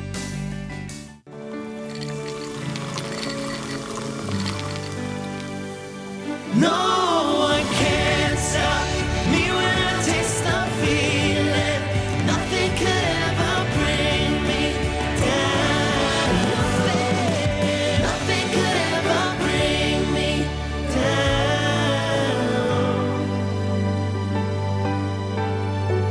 Taste the feeling.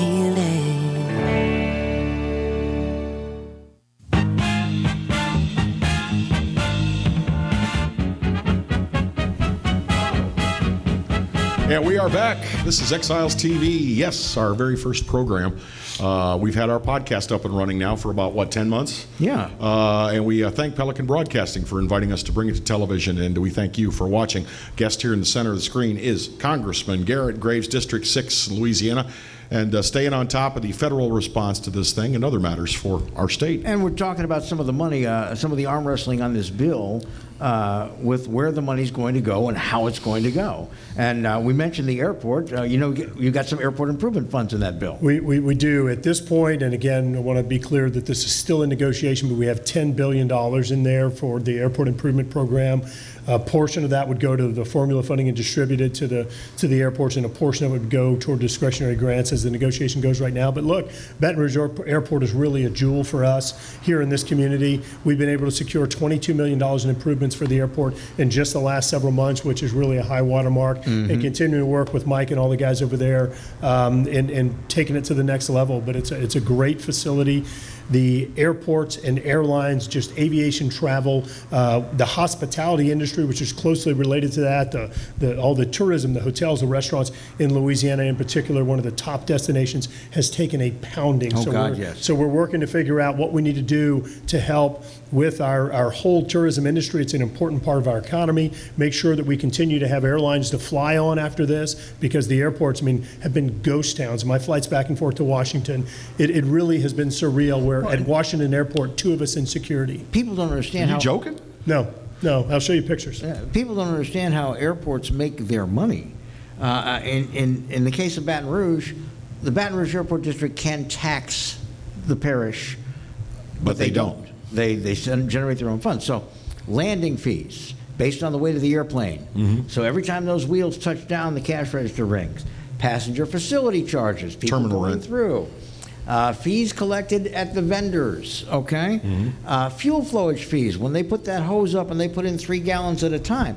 When you got airlines parking 40% of their fleet, figure average airport's going to lose 40% of their revenue. And the airport improvement fund that Congressman talked about, that's why you always count the noses leaving. If they originate here, that 8.5% of your airline ticket, when that's divided up nationwide, the formula that he spoke about is how many people get on and start their flight here. So yeah, we're taking it on the chin.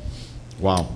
Yeah, it really, it's amazing. Looking at some of these industries that are especially impacted by this, and again, restaurants, hotels, it's incredible. And the fact that we're a foodie destination, it's a big deal for us. If I may, is there any implicit mechanism within the relief bill that will be for the hospitality industry? We are, right now, we're working on, of course, hundreds of billions of dollars in loans for small businesses. SBA? For SBA loans, but it's a new SBA program. We're not using the legacy programs. We're making a new program, using local banks to loan the money out. There's a forgiveness portion in there where your payroll could be forgiven. That portion of your loan could be forgiven. But there's also a portion looking at how we address some of these especially distressed businesses like airlines, the types of loans that would go to them, and we're working all that out right now. But by some estimates, tens of billions of dollars are going to be needed there alone. So it's going to be a big part of the future recovery. We're getting very close to the end here. I guess this calls for speculation because it's not the side of the Capitol you sit in, but do you think that they're going to get a bill to the president's desk before the end of this week? I think that by Monday next week, I'd say that there's about an 80% chance based on how negotiations were going today. 2 days ago, I would have told you that it plummeted to 10%. But as of last night negotiations and this morning, things are going a lot better. We seem to be much more on track than we were. It's been limited now to about 6 or 7 issues that are outstanding. But what the bill that Speaker Pelosi introduced yesterday definitely threw a monkey wrench in everything that was going on that previously was moving in the right direction. If I may ask, and you have to check and see if what you're reading is true these days, especially when you're linking to news via social media and you don't always know the websites. I've heard that part of this package that was at least proposed was relief for the cruise ship industry, which I understand the cruise ship industry, they do a lot of business out of U.S. ports, but they fly under foreign flags. So do we want to spend U.S. tax dollars to keep them afloat? Yeah. Pardon the pun. So, for example, New Orleans does have a number of cruise ships that come in and out. So what we're doing is we're looking at, is this an area where the U.S. taxpayer truly has an interest? Meaning, if we make a loan to them, and I want to say it again, a loan to them, is that actually going to, will American taxpayers, sort of benefit or profit from that investment, or is it not in our interest? And so it is one of the distressed areas that we're looking at. We're focusing primarily on airlines, but the most important thing in this bill, Kevin, the most important thing is people. And so really the crown jewel of this bill is the direct assistance to individuals, some of the additional flexibility for mortgage forbearance and delaying loan payments and things like that, some of the flexibility we're giving to the banks and others, because we've got to help people stay afloat through this thing. And that's really the most important component. The rest of this stuff, if we can't get negotiation on it, we'll jettison it very quickly. Real quickly, because we're just about out of time, I heard somebody proposed another bill, I don't think it's in this bill, that would grant a $200 per month Social Security increase through the end of 2021. Is that going anywhere? No, that is not. That's not a part of this negotiation. There is additional flexibility to access your retirement funds without penalty, and a few things along those lines. But at this point, increasing Social Security has not been one of the provisions that we've been negotiating. Well, there we have it. Congressman Garrett Graves, as always, it is a pleasure to have you with us, and I understand, exactly why you're still in the district. Perhaps we can get you back, talk about conservation and how that's been impacted by this. Our coastal water restoration, our coastal restoration, all of that stuff that we do need to talk about. So we thank you for the time, and we appreciate your being with us. Thank you very much. Profoundly. Thank you. And for all of you, in our minute that we have to spend with you before we leave, we will be back on Thursday at 10 a.m. Tomorrow in this time slot, Clarence Bugg Show. And we're going to alternate that way for the foreseeable future. And we hope that you will tell your friends about us. Again, the streaming address, since we got it wrong, we're going to repeat it correctly. PelicanSportsTV.com. PelicanSportsTV.com to stream live. You can also download the Pelican Broadcasting app. Go to the App Store. And in the meantime, be safe, be well.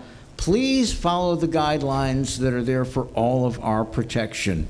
It really isn't that difficult. In fact, I've kind of learned to like being this far away from Kevin. Thanks. Appreciate you. My wife loves it. A little personal grooming never hurt. But anyway, we'll be back on Thursday. Replay, by the way, tonight at 10 o'clock. If you want to tell your friends what they missed, and tune in at 10 o'clock, we will be happy to have you watching us then. In the meantime, take care of yourselves and be well. For Kevin Gallagher and me, this is Exiles Television. Thank you so much for being with us. We look forward to seeing you on Thursday.